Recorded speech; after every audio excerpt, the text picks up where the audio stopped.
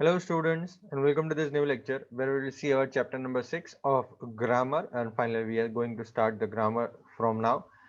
Chapter number 6 is verbs, gerunds and participles. तो chapter number 6 में जो हम पढ़ने वाले हैं वो नॉन फाइनाइट वर्ब के प्रकार हैं। ठीक है, अलग अलग प्रकार हम यहाँ पे पढ़ने वाले हैं। कौन कौन से होते हैं नॉन फाइनाइट वर्ब वो यहाँ पे हम देखेंगे, और जेरंड और पार्टिसिपल क्या होता है उसके बारे में हम डिस्कस करने वाले हैं। ठीक है, तो चलिए अब अपनी फेयर बुक ले लीजिए और बढ़िया सी बुक, अपनी जो ग्रामर की फेयर बुक है वो ले लीजिए। उसके अंदर जो मैं आपको यहाँ पे लिखाने वाला हूँ वो सारी चीजें आप सेम टू सेम लिख दीजिए। ठीक है, चलिए open your fair books, let us right the heading for today's chapter. आज की डेट डाल दीजिए, आज के चैप्टर का नाम डाल दीजिए, chapter number 6, chapter 6 verbs, gerund and participles. Okay, मैंने हेडिंग डाल दी है, आप भी हेडिंग डाल दीजिए, chapter number 6 verb, gerund and participles. और शुरू करते हैं। सबसे पहले देखेंगे कि व्हाट इज अ जेरंड। सबसे पहले हम देखेंगे व्हाट इज अ जेरंड। तो यहाँ पे मैं हेडिंग डाल देता हूं gerund. Okay, first of all लिखिए gerund is a verb. gerund is a verb that ends in ing, that ends in ing and functions as a noun, and functions as a noun. Full stop. It is a verbal noun. It is a verbal noun and does the work both of verb and does the work both of a verb and a noun. Okay, ये हो गया हमारा gerund का definition. बेटा definition एक बार आप पढ़ेंगे तो आपको पता चल जाएगा। जिरंड इज अ वर्ब जो आईएनजी में खत्म होता है, ठीक है, और नाउन की तरह फंक्शन करता है। नाउन की तरह फंक्शन करना मतलब एक नाउन की जगह पे वो रखा जाता है, उसके पीछे आईएनजी हो जाता है। वो एक्चुअली होता है एक वर्ब, लेकिन उसको नाउन बना दिया है। ठीक है, एग्जाम्पल देखते हैं हम। Example, jogging is a good exercise। ठीक है, jogging is a good exercise. आप देख सकते हैं यहाँ पे जॉगिंग जो है वो एक जिरंड है। जॉगिंग क्या है बेटा? जिरंड। ठीक है, तो मैं नीचे लिख देता हूं जिरंड। जॉगिंग एक जिरंड है, मैंने किया ऐसे ही आप लिख दीजिएगा। जॉग करना वो होता है वर्ब, JOG, जॉग करना वो होता है वर्ब, लेकिन वो हमको यहाँ पे एक नाउन के रूप में दिया है। तो यहाँ पे आप नीचे लिख दीजिए jog verb, jogging noun. Noun की जगह पे आप यहाँ पे जिरंड ही लिख सकते हैं, जिरंड। ठीक है, जॉगिंग है जिरंड। ये समझ में आ गया बेटा? सेम टू सेम इसी तरीके से आप लिखेगा। ठीक है, और इसके बाद आप देख सकते हैं कि जॉगिंग जो है वो एक नाउन के रूप में यहाँ पे एक्शन प्ले कर रहा है। ठीक है, चलिए अब देखते हैं कुछ और एग्जाम्पल। ही लाइक्स जॉगिंग, वही सेम एग्जाम्पल में ही लेते हैं। He likes jogging.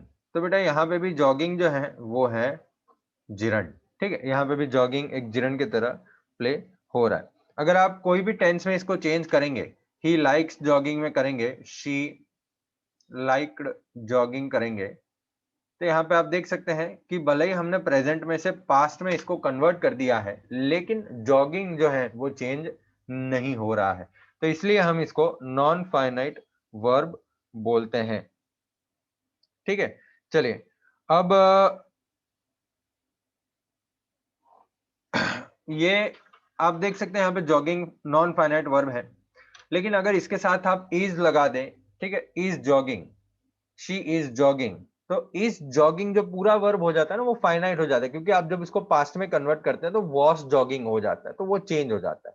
तो is was, is am are, was were, ये सारी चीजें अगर ऐसे शब्द के आगे लिखा हुआ हो जाता है तो वो फाइनाइट वर्ब बन जाता है। लेकिन यहाँ पे ही लाइक्स जॉगिंग, तो जॉगिंग एक एक्टिविटी के रूप में है, एक ऐसी चीज के रूप में है जो आप करना पसंद करते हैं या करते हैं। ठीक है, तो जॉगिंग जो है वो नाउन के रूप में यहाँ पे हमको दिया हुआ है। देखो, ऐसे वर्ब्स जिसके पीछे आईएनजी आ जाता है और वो चेंज चेंज नहीं होते हैं, टेंस में चेंज नहीं होते हैं, सब्जेक्ट मुताबिक चेंज नहीं होते हैं, तो ऐसे वर्ब को बोले जाते हैं हम, ऐसे नाउन की जगह पे हम जो वर्ब्स यूज करते हैं और इसके पीछे आईएनजी लगा देते हैं उसको हम बोलते हैं जिरंड। ठीक है, ये समझ में आ रहा है जिरंड का मतलब क्या? वर्ब के पीछे आईएनजी लगा है और टेंस, नाउ टेंस जो है सब्जेक्ट उसके मतलब चेंज नहीं हो रहा है, तो उसको हम बोलते हैं जिरंड। ठीक है, चलिए चलिए अब एक्सरसाइज पे आते हैं। एक्सरसाइज ए, मतलब आपको डिफरेंस कैसे करना है वो है हमारे पास एक्सरसाइज ए में। तो सबसे पहले हमारे पास एक्सरसाइज ए स्क्रीन के ऊपर आ गए हैं। Read the following sentences, underline the verbs. आपको बताना है कि फाइनाइट वर्ब है या जिरंड है। तो यहाँ पे जो वर्ब है वो फाइनाइट है, मतलब चेंज होता है टेंस के अकॉर्डिंग, या नहीं चेंज होता है। ठीक है, तो हम क्या करेंगे, हम ये सेंटेंस को पढ़ेंगे और उसको टेंस में चेंज करने का प्रयास करेंगे और देखेंगे कि वो शब्द जो है वो चेंज हो रहा है कि नहीं हो रहा है। ठीक है, चलिए तो आ जाते हैं हम हमारी एक्सरसाइज के ऊपर। एक्सरसाइज सॉल्व करेंगे हम यहाँ पे और देखते हैं क्या है। Number 1, rowing is a good exercise. तो आप देख सकते हैं बेटा यहाँ पे रोइंग, ROWING, रोइंग जो है वो हमने यूज किया है और रोइंग यहाँ पे चेंज नहीं होगा। Rowing was a good exercise, rowing is a good exercise, तो यहाँ पे हम रोइंग को चेंज नहीं कर पा रहे हैं। ठीक है, इज भले ही इसका वॉज कर दे, हम पास्ट टेंस कर दे, फिर भी रोइंग चेंज नहीं हो रहा है, तो ये हो गया हमारा जिरंड। मैं जी लिखता हूँ, आप पूरा लिख देना जिरंड। ठीक है, number 2, he is rowing a boat. बेटा यहाँ पे इज रोइंग है पूरा वर्ब हमारा, तो ये तो फिर वो वर्ब हो गया और जब इसको पास्ट टेंस में कन्वर्ट करेंगे तो ही वॉज रोइंग हो जाएगा, तो ये हो जाएगा हमारा फाइनाइट वर्ब। मैं यहाँ पे एफ भी लिख रहा हूँ, आप पूरा लिख दीजिएगा। Next one, flying is an expensive hobby to pursue. अब यहाँ पे जो फ्लाइंग है वो है हमारा जो वर्ब है वो, लेकिन यहाँ पे वो नाउन के रूप में यूज किया है। अगर फ्लाइंग वॉश कर देंगे कोई भी फर्क नहीं पड़ेगा फ्लाइंग को, तो ये हमारा हो जाएगा जिरंड। ठीक है, द सेल्समैन इज सेलिंग, तो यहाँ पे इज सेलिंग जो है वो अगर पास्ट टेंस में हम करेंगे तो वो वर्ब रह जाएगा, वो वर्ब होगा। The salesman was selling a holiday package. ठीक है, तो यहाँ पे उसको हम लिख देंगे finite verb. He is singing a devotional song, तो यहाँ पे बेटा इज सिंगिंग जो है वो टेंस के मुताबिक चेंज होगा क्योंकि वो वर्ब है, वो गाना गा रहा है, सिंगिंग एक वर्ब है। ठीक है, तो यहाँ पे हम लिख देंगे फाइनाइट वर्ब। नंबर 6 में मदर इज सर्विंग नूडल्स, तो इज सर्विंग वॉज सर्विंग हम करेंगे तो यहाँ पे वो फाइनाइट वर्ब हो जाएगा, ये वर्ब है। ठीक है, हंटिंग इज बैंड, हंटिंग ये नाउन की जगह पे हमने यूज किया है। ठीक है, तो ये हो गया हमारा जिरंड। और ही वॉज साइकिलिंग आ गया ना बेटा, तो ये वर्ब है, तो इसको हम फाइनाइट वर्ब लिख देंगे। ठीक है, आपके स्क्रीन के ऊपर आंसर्स लिखे हुए हैं, स्क्रीनशॉट खींच लीजिए। 10 सेकेंड्स। 10, 9, 8, 7, 6, 5, 4, 3, 2, 1। चलिए इसको मैं क्लियर करता हूं और आगे बढ़ते हैं।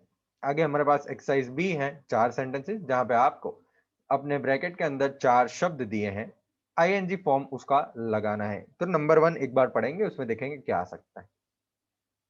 Dash this old bicycle is a difficult task. तो अपने पास ऑप्शन में क्या है, स्मोक, रिपेयर, टॉक और गो।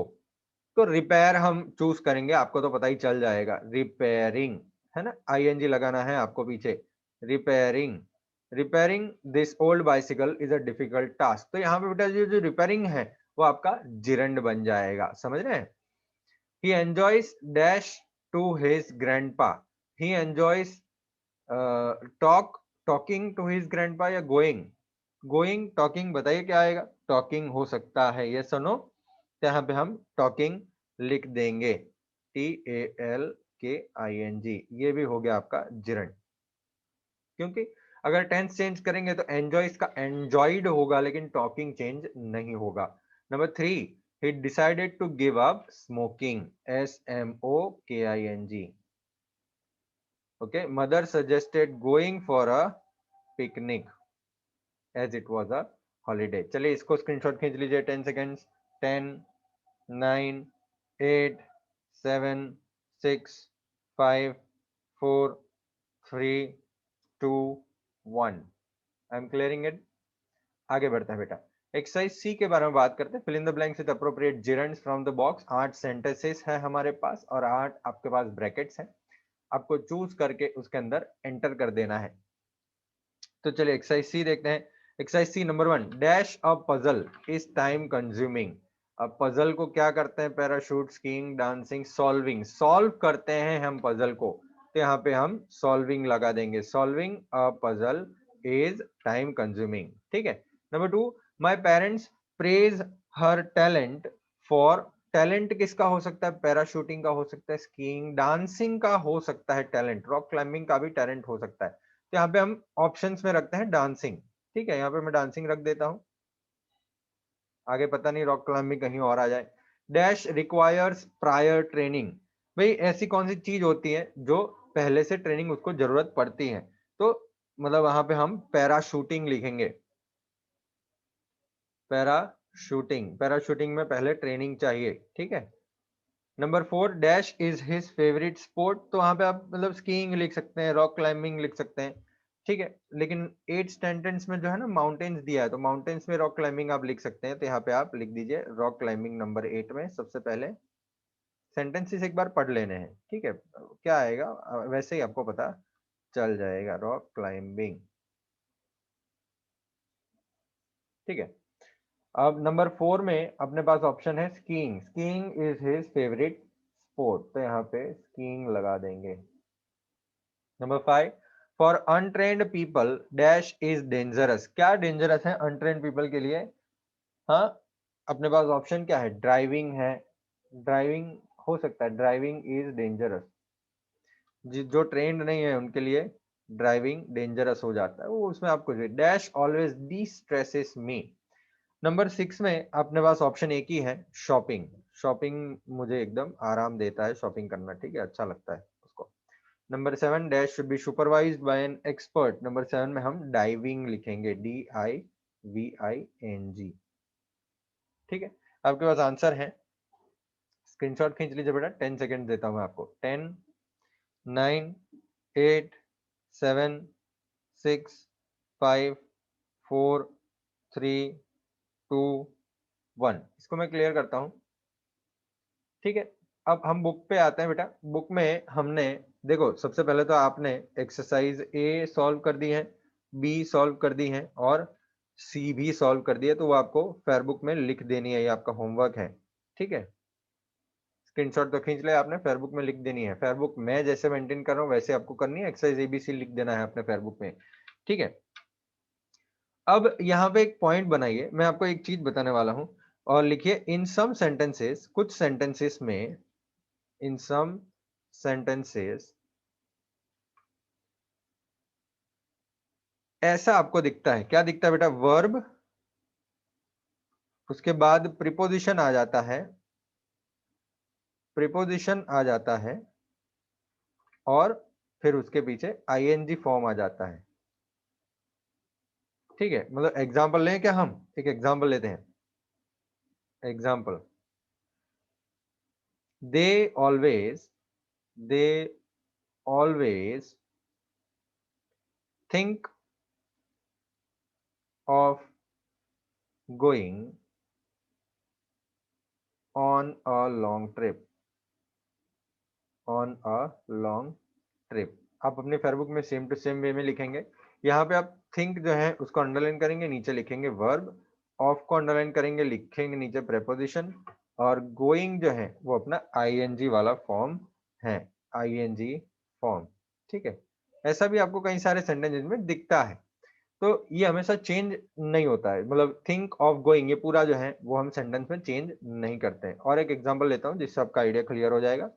ही शुड अपोलोजाइज, अपोलोजाइज मतलब माफी मांगना, अपोलोजाइज फॉर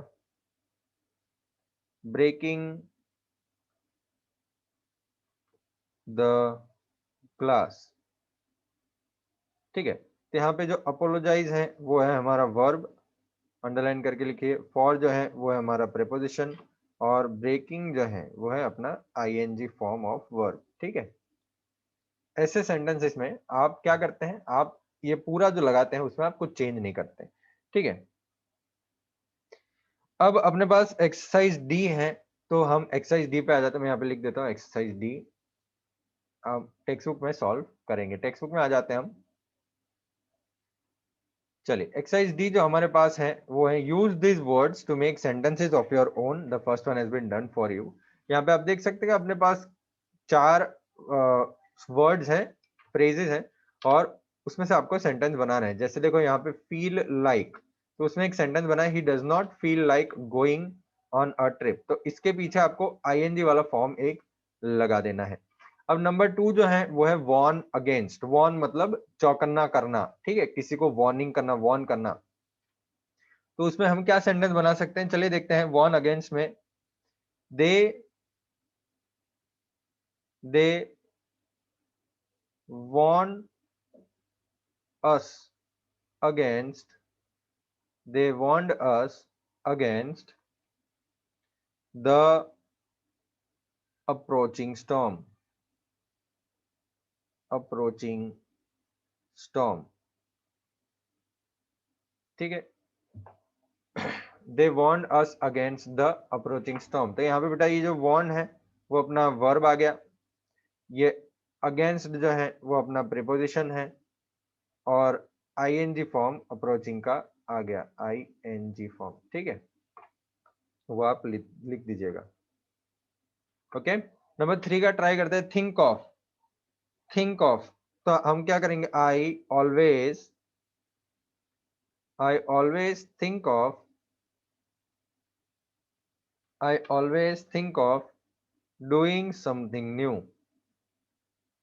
ये हमने बना दिया सेंटेंस। इसका आप अपना खुद का भी सेंटेंस बना सकते हैं, कुछ भी अपना ठीक से प्रॉपरली बना सकते हैं। I always think of doing something new, तो यहाँ पे हम think को अंडरलाइन करेंगे, वो हमारा वर्ब है, ऑफ जो है वो है प्रेपोजिशन, और डूइंग जो है वो है हमारा ing form. Number 4, thank dash for, thank dash for, तो हम क्या करेंगे, आई थैंक्ड हिम, हम क्या लिखेंगे, I thanked him, thanked him, I thanked him for his genuine support, for his genuine support. अब इसमें भले ही आईएनजी फॉर्म आपने नहीं लगाया है, लेकिन ये थैंक्ड हिम जो है वो अपना अपने लगा दिया। ठीक है, थैंक्ड फॉर। ओके, चलिए भाई इसका स्क्रीनशॉट खींच लीजिए, 10 सेकेंड्स, 10 9 8 7 6 5 4 3 2 1। मैं क्लियर करता हूं इसको और आगे बढ़ते हैं। एक्सरसाइज ई देखते हैं हम, fill in the blanks with suitable ING form of the verbs given in the box. आप नोट करेंगे कि आईएनजी वर्ब्स जो है उससे आगे प्रीपोजिशंस आ रहे हैं। मतलब यहाँ पे अपने को क्या करना है, वैसे हमारे पास 2 सेंटेंसेस ऊपर और 2 सेंटेंसेस नीचे हैं। पहले ऊपर के 2 सेंटेंसेस देख लेते हैं। I often think of dash to a hill station, I often think of shifting to a hill station। तो यहाँ पे हम क्या करेंगे, शिफ्ट जो है उसके पीछे ing लगा देंगे। शिफ्ट करना मतलब जाना, वहां पे बस जाना। I often think of shifting to a hill station। He should apologize his aunt, apologize मतलब माफी मांगना, तो उसके आंटी को उसको माफी मांगना चाहिए। फॉर किसके लिए, for dash show rudely, rudely क्या किया जाता है, बात की जाती है, स्पीकिंग, तो यहाँ पे हम लिख देंगे speaking. Okay, He should apologize to his aunt for speaking so rudely. बेटा इसका स्क्रीनशॉट खींच लीजिए 5 सेकेंड। 5 4 3 2 क्लियर करता हूं, आगे बढ़ते हैं। नंबर 3 4 देख लेते हैं बेटा। शी वॉज प्रेस्ड फॉर, अपने पास ऑप्शन में क्या है, गिव और डिस्टर्ब, ठीक है।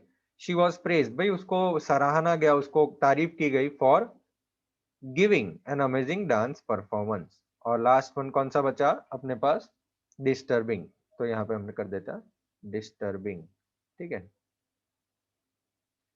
She was praised for giving an amazing dance performance. She was reprimanded. Reprimanded मतलब उसको punishment दी गई for disturbing his teacher in the laboratory. ठीक है, चलिए ये लिख दीजिए बेटा, क्लियर करता हूं मैं इसको। ओके, चलिए हम फेयरबुक में वापस आते हैं। हमने एक्सरसाइज डी सॉल्व करी, कॉमा करके हम लिख देता हूँ एक्सरसाइज ई इन फेयरबुक, आपको लिख देनी है, ठीक है। चलिए अब आते हैं, एक छोटा सा पॉइंट है, पॉइंट बनाइए यहाँ पे अपने फेयरबुक के अंदर। डी और ई लिखने के बाद आपको पॉइंट बनाना है, ठीक है। पॉइंट बना के लिखिए, sometimes sometimes we use sometimes we use be plus used to, be plus used to plus ing form of the verb, be plus used to plus ing form of the verb। बेटा इसका मतलब क्या हुआ, example देखते हैं, मैं आपको बताता हूं। एग्जांपल लेते हैं, he is used to sleeping, he is used to sleeping on the floor। इसका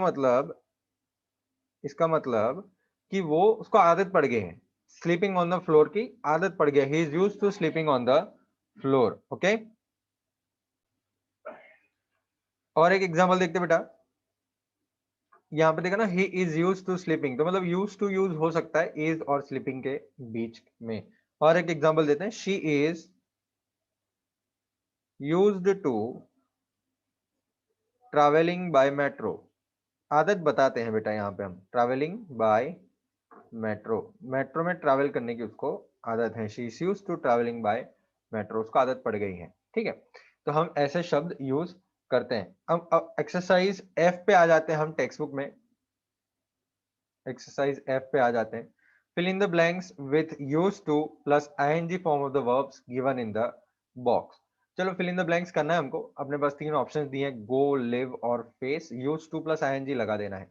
Rita is used to dash in a farm house, used to living in a farm house, वहां पे रीटा जो है वो रह रही है, फार्म हाउस में रहना उसको आदत पड़ गई है। तो यहाँ पे हम क्या लिखेंगे, Rita is used to living in a farm house. Number 2, Nisha is dash is used to facing difficulties, difficulties को हम फेस करते हैं, ठीक है, is used to facing facing difficulties in any new project she takes up. और last में रह गया गो, तो यहाँ पे लगा देंगे he is used to going to bed late this days as he read novels at night. तो उसको रात को बेड में लेट जाने का आदत पड़ गया है, अब नॉवेल्स पढ़ता है तो रात को, इसके लिए, ठीक है।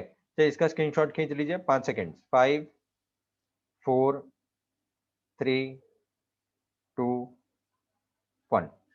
क्लियर करते हैं इसको। चलिए टेक फेयरबुक पे आते हैं। तो बेटा आज हमने जो चीज की उसमें एक्सरसाइज एफ भी आ गया है इन फेयरबुक, ठीक है। नेक्स्ट लेक्चर में, यहाँ पर मैं लिख देता हूं, नेक्स्ट लेक्चर हम देखेंगे पार्टिसिपल क्या होता है। हमने आज क्या देखा बेटा, जिरंड क्या होता है वो देखा हमने। नेक्स्ट लेक्चर में हम पार्टिसिपल करेंगे। अच्छा, मैं यहाँ पे आपकी स्क्रीन के ऊपर होमवर्क भी लिख देता हूँ, ठीक है। होमवर्क, आपका होमवर्क क्या है, तो chapter number 6 exercise A to F in fair book, ठीक है, ये आपका होमवर्क है, वो आपको कंप्लीट कर देना है। नेक्स्ट लेक्चर में हम पार्टिसिपल्स की बात करेंगे और देखेंगे क्या होता है present participle, past participle, perfect participle क्या होता है, और उसके एग्जांपल्स हम देखेंगे, उसके बहुत सारे एक्सरसाइजेस हम करेंगे। आशा करता हूँ कि आज का ये जो लेक्चर है जैसे हमने किया है आपको पसंद आया होगा। ठीक है, तो एक बार और आपके स्क्रीन के ऊपर मैं फेयरबुक रखने वाला हूँ, आपको थोड़ा टाइम देने वाला हूँ। आप अपनी फेयरबुक अगर आप कंप्लीट नहीं कर रहे हैं या आपने नहीं करी है या आप मेरे साथ साथ नहीं लिख रहे हैं, तो आप में ये अपने जो फेयरबुक है उसका स्क्रीनशॉट खींच सकते हैं। ठीक है, मैं आपको 10 सेकंड दूंगा स्क्रीनशॉट खींचने के लिए, आप अपना स्क्रीनशॉट ले सकते हैं। चलिए 10 सेकंड्स फॉर दिस पेज।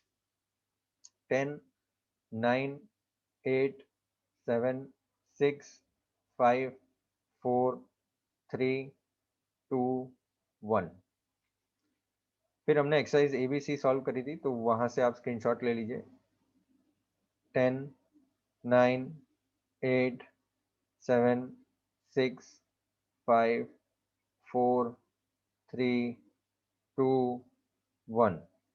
और आपका होमवर्क जो है नेक्स्ट लेक्चर हम जो करने वाले वो मैंने लिखा था, तो आप ये एग्जाम्पल भी है उसका भी स्क्रीनशॉट आप ले सकते हैं। चलिए 10, 9, 8, 7, 6, 5, 4, 3, 2, 1। तो बेटा बस यहाँ पे हमारा आज का लेक्चर खत्म होता है। इन द नेक्स्ट लेक्चर हम पार्टिसिपल से बात करेंगे और आगे देखेंगे ग्रामर के बढ़िया से और चैप्टर्स। ठीक है, मिलेंगे अब नेक्स्ट लेक्चर में। आप अपनी फेयरबुक कंप्लीट रखिएगा, जैसे मैंने आपको बताया वैसे आपको फेयरबुक कंप्लीट रखनी है। उसके साथ साथ जो भी आपके टेस्ट आ रहे हैं, टेस्ट हैं, वो आप कंटिन्यू रखिएगा। टाइम सर अपने जो टेस्ट हैं वो दीजिएगा और प्रॉपरली सब चीज मेंटेन रखिएगा। ठीक है, मिलेंगे अब नेक्स्ट लेक्चर में और बात करेंगे आगे। Bye bye for now.